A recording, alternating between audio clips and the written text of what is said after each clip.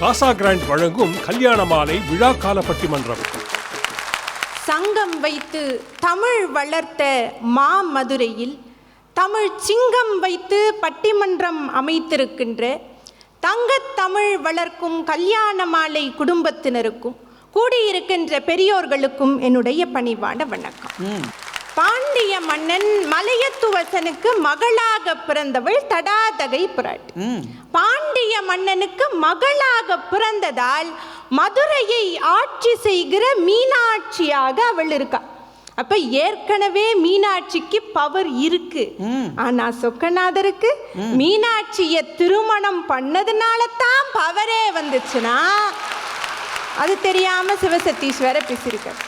மனசாட்சியே இல்லாம பொய் சொல்றீங்களேன்னு கேட்டா, பொய் சொல்லணும்னு முடிவெடுத்துட்டா எதுக்கு மனசாட்சின்னு வீட்டிலேயே மனசாட்சியை விட்டுட்டு வந்து பேசியிருக்கார். என்ன சொல்றார்? பெண்கள் ரொம்ப ஆடம்பரமா இருக்கும், நகை போட்டுக்கிறோம், பட்டுப்புடவை கட்டிக்கிறோம்.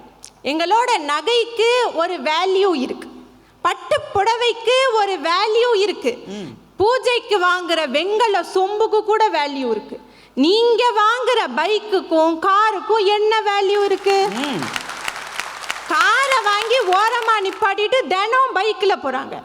ஏன் வாங்கணும்னு அவங்களுக்கும் தெரியல, ஏன் நிக்குதுன்னு அதுக்கும் தெரியல. எங்க இன்ட்ரெஸ்ட் எல்லாமே இன்வெஸ்ட்மெண்டா இருக்கு, ஆனா உங்க இன்வெஸ்ட்மெண்ட் எல்லாமே இன்ட்ரெஸ்ட் கட்டுற மாதிரியே இருக்கே. இது எங்க போய் சொல்றது? இதுல நாங்க பேசிக்கிட்டே இருக்கிறோம், காலையில இருந்து ராத்திரி வரைக்கும் ஃபில்டர் போடாம பேசிக்கிட்டே இருக்கோம். வெள்ள மனசுக்காரங்க அப்படித்தான் வெள்ளந்தியா இருப்போம். ஐயோ பாவம். அப்படியே நாங்க சொல்றதெல்லாம் இவங்க கேட்குற மாதிரி தான். நாங்க அவர்கிட்ட பேசுறோமா செவருக்கிட்ட பேசுறோமான்னு எங்களுக்கு தெரியும். அவரு பாட்டுக்கு சொல்லுங்கம்மா சொல்லுங்கம்மா, இந்த வேதனையை யாராவது சொல்லுவாங்கன்னு நான் வெயிட் பண்ணிட்டே இருக்கேன்.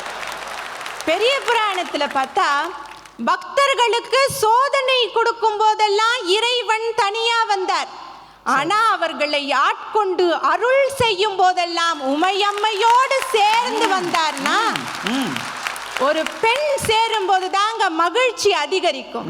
அதனால தான் இன்னைக்கும் நம்ம ஊர்ல யாராவது பொறுப்பு இல்லாம சுத்திக்கிட்டு இருந்தா முதல்ல ஒரு கல்யாணத்தை பண்ணு, ஒரு பொண்ணு வீட்டுக்கு வந்தா தான் வீடும் நல்லா இருக்கும், ஆளும் நல்லா இருக்கும். எல்லாரும் வீட்லயும் இது நடந்திருக்குங்க. திடீர்னு வீட்டுக்கு ஒரு விருந்தாளிங்க வந்துட்டாங்கன்னா அம்மா அங்கதான் உட்காந்து பேசிக்கிட்டு இருப்பாங்க. பையனை காலேஜில் சேர்த்தீங்களே, எப்படி படிக்கிறான், பொண்ணை கட்டி கொடுத்தீங்களே, எப்படி இருக்காங்க, எல்லாம் விசாரிச்சுக்கிட்டு இருப்பாங்க. அவங்க கிளம்பும் போது என்ன அப்படியே திடீர்னு கிளம்புறீங்க, சாப்பிட்டுட்டு தான் போகணும்னு உடனே சாப்பாடு போட்டு பரிமாறி சந்தோஷமா அனுப்புவாங்க. நாங்க கூட எங்க தட்டுக்குத்தான் பிரச்சனை வந்துருமோன்னு பார்த்தா எங்களையும் உட்கார வச்சு சாப்பாடு போடுவாங்க. இந்த எக்ஸ்ட்ரா சாப்பாடு எங்கிருந்து வந்ததுன்னு க்ளூவே இல்லாம சிவனேன்னு உட்கார்ந்துருக்காரு பாருங்க, அவரு தான் குடும்ப தலைவர். இப்படி எத்தனையோ அவசர காலங்கள்ல கை கொடுக்கிறது வீட்டம்மா தான்.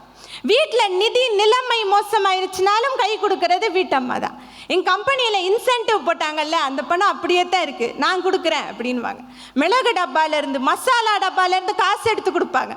அந்த காசில் மசாலா வாசனை அங்கே அடிக்கும், அன்பின் நெடி வீசும்.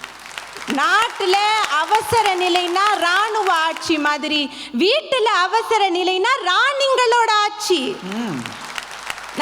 நம்ம வீட்டில் அதிகமாக யார்கிட்டங்க கேள்வி கேட்போம்? அம்மா கிட்ட தான் கேள்வி கேட்போம். என் சாக்ஸ் எங்க, என் சாவி எங்க, என் ஃபைல் எங்க, அயன் பண்ணி வச்ச சட்டை எங்க?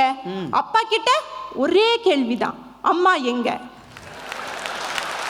இப்ப யாரினுடைய ஆட்சியில வீடு மகிழ்ச்சியா இருக்குன்னு நாம யோசிச்சு பார்க்கணும். பெண்களுக்கு இயல்பாகவே ஒரு வலிமையான உள்ளுணர்வு ஒன்று உண்டு, ஒரு ஸ்ட்ராங் இன்ட்யூஷன் பெண்களுக்கே உண்டு. ராமாயணத்துல வாலி புறப்பட்டு போகும்போது தாரை தடுக்கிறா, போகாதீங்க ஏதோ சரியா படலன்னு சொல்றா. வாலி கேட்காமல் போனான், ராமனினுடைய அம்புக்கு இரையானான். அதே மாதிரி ஜூலியஸ் சீசர் புறப்பட்டு போகும்போது அவரினுடைய மனைவி கால்போர்னியா தடுக்கிறாங்க. என்னமோ சரியா இல்லை, இன்னைக்கு போகாதீங்கன்னு சொல்றாங்க. அவர் கேட்கல, நடந்தது என்னன்னு நமக்கு தெரியும். அதனால தான் மகாகவி பாரதி சொன்னார், பெண்ணுக்குள் ஞானத்தை வைத்தான் புவி பேணி வளர்த்திடும் ஈசன். இன்னைக்கும் நம்ம வீட்டில் சொல்லுவாங்க, அவருக்கு கடன் கொடுக்காதீங்க, திரும்பி வரும்னு தோணலை, அவரோடையா சேர்ந்து பிஸ்னஸ் பண்ண போறீங்க சொல்லுவாங்க. இவர் கேட்காம செய்வார். பலமா அடி விழுந்த பிறகு கை கொடுக்கறது அந்த அம்மாவை தான் இருப்பாங்க. அதனால என்ன, 0ல இருந்து தானே ஆரம்பிச்சோம், பார்த்துக்கலாம் விடுங்கன்னு தைரியம் சொல்லுகிற பெண்களினுடைய ஆட்சியில் தான் குடும்பம் மகிழ்ச்சியாக இருக்கும். மதுரா டிராவல்ஸ் என்கிற மிகப்பெரிய சாம்ராஜ்யத்தை நிறுவிய VKT பாலன் அவர்கள் ஒரு பேட்டியில் சொன்னார், என்னுடைய குடும்பத்தை என்னுடைய மனைவி பொறுப்பா பார்த்துக்கிட்டாங்க. முழு பொறுப்பும் அவங்க எடுத்துக்கிட்டதுனால தான் தொழிலில் என்னால் ஜெயிக்க முடிந்ததுன்னு சொன்னார். இதே கதை தான் நிறைய வெற்றியாளர்களினுடைய கதையாகவும் இருக்கும். வெற்றிமாறனினுடைய கதையும் அதுதான். லப்பர் பந்து என்கிற திரைப்படத்தை கொடுத்த தமிழரசன் பச்சைமுத்து என்கிற இயக்குனரனுடைய கதையும் அதுதான். அவ்வளவு ஏன், இந்த உலகத்துக்கு மூலதன தத்துவத்தை கொடுத்த கார்ல் மார்க்ஸினுடைய கதையும் அதுதான். கார்ல் மார்க்ஸினுடைய மனைவியான ஜென்னி இறந்து விட்டா, இறந்து கிடப்பது ஜென்னி. கார்ல் மார்க்ஸினுடைய நண்பர் எப்படி அறிவித்தார் தெரியுமா? ஜென்னி இறந்து விட்டாள்னு சொல்லல, கார்ல் மார்க்ஸ் இறந்து விட்டார்னு சொன்னானா, பெண்கள் இல்லாமல் ஆண்களால் இருக்கவே முடியாது. அதனால தான் நிறைய வயசானவங்களை பார்த்தீங்கன்னா பாட்டி தனியா இருந்துருவாங்க, ஆனா தாத்தாவால தனியா இருக்கவே முடியாது. அப்ப இல்லறத்தை ஆட்சி செய்து மகிழ்ச்சியாக வைத்திருப்பது பெண் இல்லையா? ஒரு நாட்டை ஆளுகிற அரசாங்கம் கூடங்க தனித்தனியா துறை வச்சு ஒவ்வொரு துறைக்கும் ஒரு அமைச்சர் வச்சிருக்காங்க. ஆனா வீட்டில் மட்டும் எல்லா துறையும் பெண்களுக்கு ஒதுக்கப்பட்ட துறையாகவே இருக்காது. ஏன்? பசங்களுக்கு பேரண்ட்ஸ் மீட்டிங் அனுப்பி கல்வியெல்லாம் சொல்லி கொடுக்குறோம்ல, அதுதான் கல்வித்துறை.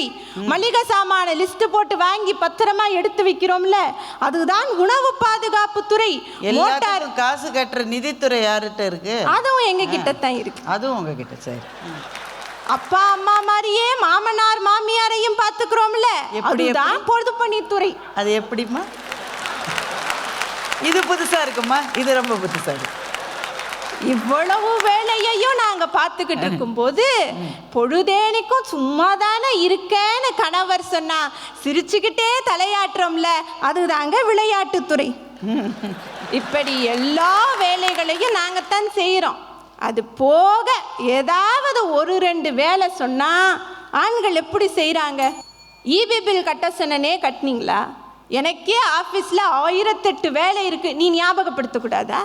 வரும்போது வெங்காயம் வாங்கிட்டு வர சொன்னே, வாங்கிட்டு வந்தீங்களா? எனக்கே ஆஃபீஸில் 1008 டென்ஷன் இருக்கு, இதில் நீ வேற அப்படிம்பாங்க. நாங்களும் தாங்க வேலைக்கு போகிறோம், ஆனால் ஒரு நாளும் இப்படியெல்லாம் அலப்பறை பண்ணினதே கிடையாது. ஆஃபீஸ் டென்ஷனே உங்களுக்கு அப்படி இருக்கும்போது இல்லறத்தை உங்களால் எப்படி பார்த்துக்க முடியும்? அதனால தான் பெண்களை இல்லத்து அரசின்னு சொல்லுகிறோம். ஆண்கள் எவ்வளவு செய்தாலும் அவர்கள் குடும்ப தலைவர்கள் தான். அப்ப அரசியாக இருப்பவர்கள் தானே ஆட்சி செய்ய முடியும். சுருக்கமா சொல்லணும்னா ஆண்கள் என்பது கிளை மாதிரி. வெளியிலிருந்து பார்க்கிற போது அவர்களுடைய பங்களிப்பு அதிகமாக தெரியலாம், ஆனால் பெண்களினுடைய பங்களிப்பு என்பது வேறு மாதிரி. அவர்களினுடைய உழைப்பினால் தான் குடும்பம் தழைத்து வளர்ந்து நிற்கிறது என்று சொல்லி, அதனால் குடும்பம் மகிழ்ச்சியாக இருக்க வேண்டும் என்றால் மீனாட்சி ஆட்சிதான் தேவை என்று சொல்லி நல்லதொரு வாய்ப்புக்கு நன்றி கூறி விடைபெறுகின்றேன். நன்றி, வணக்கம். பெண்கள் குடும்பத்திலே செய்கிற பணிகளை அனுகிரகா வரிசைப்படுத்தினார். அல்ல, அவங்க சொன்ன அந்த ஒரு சிச்சுவேஷன் கிட்டத்தட்ட எல்லா வீட்லேயுமே நடந்திருக்கும். வீட்டுக்கு யாராவது வருவாங்க, அவங்க முன்னாடி சாப்பிட வர்றதா எந்த தகவலுமே நமக்கு இருக்காது. ஆனால் அவங்க முகத்தை பார்த்தா பசியாக இருக்கிற மாதிரி தோணும். அதனால் வீட்டில் இருக்கிற அம்மா இருக்கிறத எப்படியோ இட்டு நிரப்பி அத்தனை பேருக்கும் சாப்பாடு போட்டு எல்லாரும் மகிழ்ச்சியாக போகிற மாதிரியான சூழல் எல்லா வீட்லேயும் நடந்திருக்கும். அதை அனுகிரகா நினைவுபடுத்தினார். வயசான பாட்டிகள் தாத்தாக்கள் இல்லாமல் இருந்துருவாங்க, ஆனால் தாத்தாவால் பாட்டி இல்லாமல் ஒரு நாள் கூட இருக்க முடியாதுன்னு அவங்க சொன்ன விஷயம் சத்தியங்க. ஆலம் விழுதுகள் போல் உறவு 1000 வந்துமென வேறென நீ இருந்தாய், அதில் நான் வீழ்ந்து விடாதிருந்தேன் என்று கண்ணதாசன் எழுதிய கவிதை வரி என்னுடைய ஞாபகத்துக்கு வந்தது. எங்கள் பொறுமைக்கும் ஒரு எல்லை இல்லையா? இவ்வளவு பொய்களை எப்படி ஒரு சேர தாங்குவது என்று கவிஞர் சேஷாத்ரி கொதித்து கொண்டே இருக்கிறார். வாங்க சேஷாத்ரி.